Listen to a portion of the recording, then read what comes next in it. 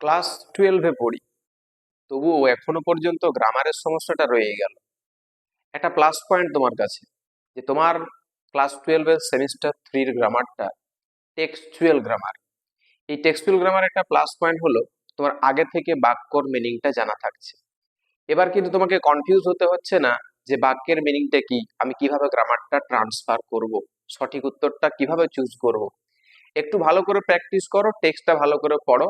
দেখো টেক্সটের মধ্য থেকে তুমি সঠিক উত্তরটা অনায়াসে চুজ করে নিতে পারবে, কারণ তোমার টেক্সটটা পড়া থাকছে আর তুমি কোশ্চেনটার ক্ষেত্রে 4টি অপশন দেখতে পাচ্ছ। এক্ষেত্রে তুমি বলো সমস্যা হবে তোমার সঠিক উত্তরটা বেছে নিতে? একটু মন দিয়ে ক্লাসটা দেখো, গ্রামারটা একদম সোজা। আমরা থার্ড সেমিস্টারে গ্রামারে মোট নাম্বার পাবো 5। এই 5 মার্কস যেন কোনো রকম ভাবে কাটা না যায়, 5 মার্কস যেন কোনো রকম ভাবে আমাদের হাত থেকে বেরিয়ে না যায়, যেহেতু আমাদের টেক্সচুয়াল গ্রামার। এক্ষেত্রে কিন্তু 5 নাম্বার ছেড়ে দিতে পারবো না আমরা। দেখো প্রথমে দেখো একটা কোশ্চেন আছে, all write give me one, I said change the mode of narration.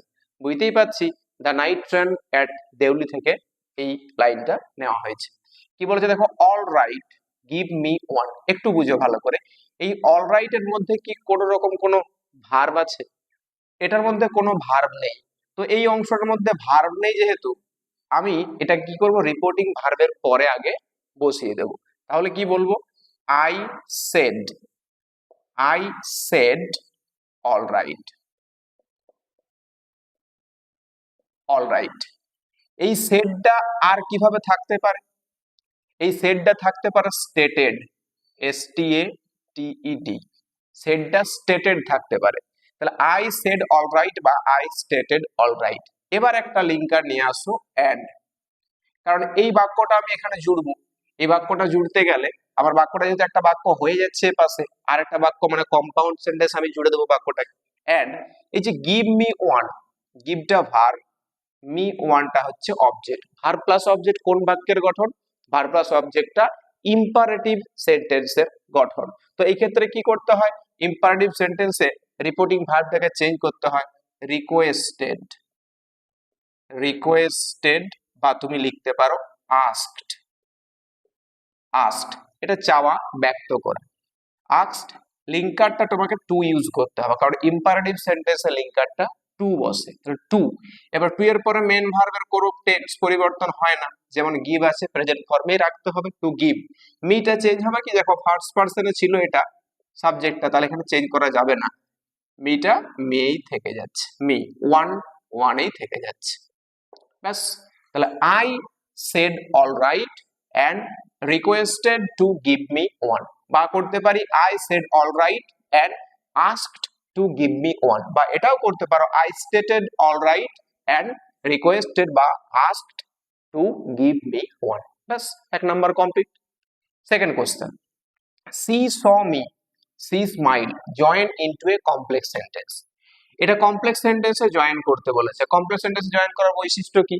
একটাই প্রিন্সিপাল ক্লজ, এক বা একাধিক সাবঅর্ডিনেট ক্লজ। দেখো ভালো করে, সি স মি, সে আমাকে দেখেছিল, সি স্মাইল সে হেসেছিল। এবার প্রশ্ন করে দেখো, এই স্মাইলটাকে প্রশ্ন করো কখন দিয়ে, কখন, কখন হেসেছিল? উত্তরে কি আসছে, যখন সে আমাকে দেখেছিল। তাহলে এটা হোয়েন দিয়ে যোগ করে দাও, যেহেতু কমপ্লেক্স বলেছে, when she saw, SAW saw me, comma she smiled SMILED, ব্যাস কমপ্লেক্স সেন্টেন্স হয়ে গেল। যদি তোমাকে বলতো এই বাক্যটা সিম্পলে ট্রান্সফার করতে, সিম্পল, তাহলে তুমি কি করতে, যে কাজটা আগে ঘটেছে সেটাকে পার্টিসিপাল বানিয়ে দিতে। এখানে দেখো সে দেখেছিল তারপরে হেসেছিল, তাহলে এখানে সটাকে পাস্ট টেন্সে ট্রান্সফার করো, পার্টিসিপাল করার জন্য সিইং করো, সিইং মি, পার্টিসিপাল করলে সাবজেক্টটা উঠে যায়, ব্যাস। তাহলে seeing me comma she smiled SMILED, ব্যাস। আর একটা উত্তরও জানা হয়ে গেল, ব্যাস। 2 নম্বর বাক্য কমপ্লিট, অর্থাৎ আমাদের খাতায় 2 নম্বর চলে এলো। লাস্ট থার্ড পোর্শন কি বলেছে, হি ওয়াজ asked for his opinion, he was asked for his opinion, he said it, সে এটা বলেছিল, তাকে তার মত জানানো মানে জিজ্ঞাসা করা হয়েছিল, সে এটা বলেছিল। Join into a simple sentence, simple সেন্টেন্সে জয়েন করতে।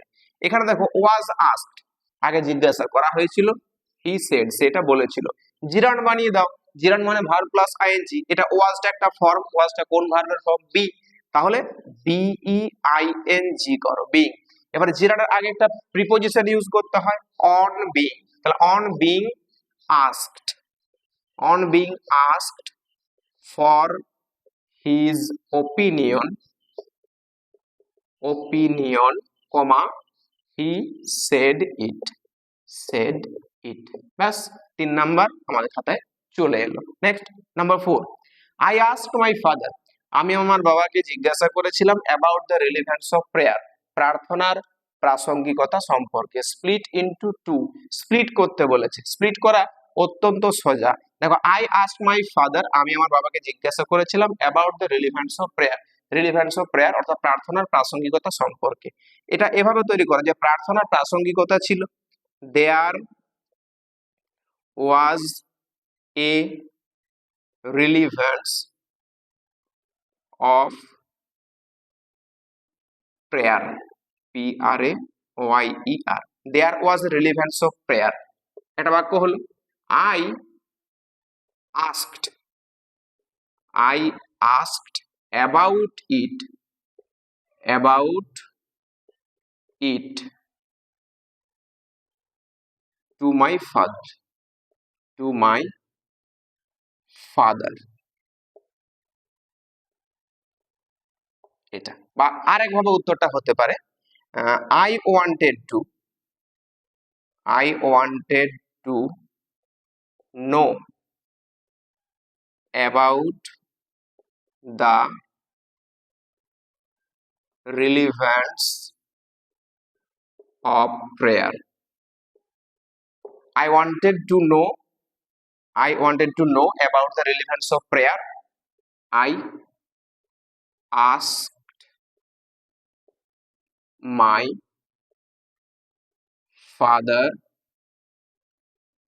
about it।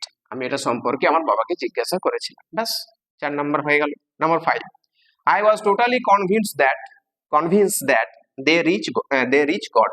কি বলেছে? Correct the sentence, error correction আছে আমাদের। দেখো লাইনটা যদি তুমি টেক্সট থেকে ভালো করে পড়েছো, বাক্যটা দেখলে তুমি বুঝতে পেরে যাবে এখানে একটা ভুল আছে, আর আছে, আর এখানে ভুল নাই, এটাই একটা রয়েছে। তাহলে আই ওয়াজ, মনে রাখবে অক্সিলারি ভার্বের পরে মেন ভার্বের সবসময় থার্ড ফর্ম হয়। তাহলে I was totally convinced, CONVINCED, convinced that they reached God। ব্যাস খাতায় 5টা নাম্বার অনায়াসে চলে এলো। এভাবে গ্রামারটা প্র্যাকটিস করো। আর কোনো সমস্যা থাকলে অবশ্যই পার্সপেক্টিভ ইংলিশ টিচিং এ মেসেজ করবে আমার দেওয়া হোয়াটসঅ্যাপ নাম্বারে। Thank you.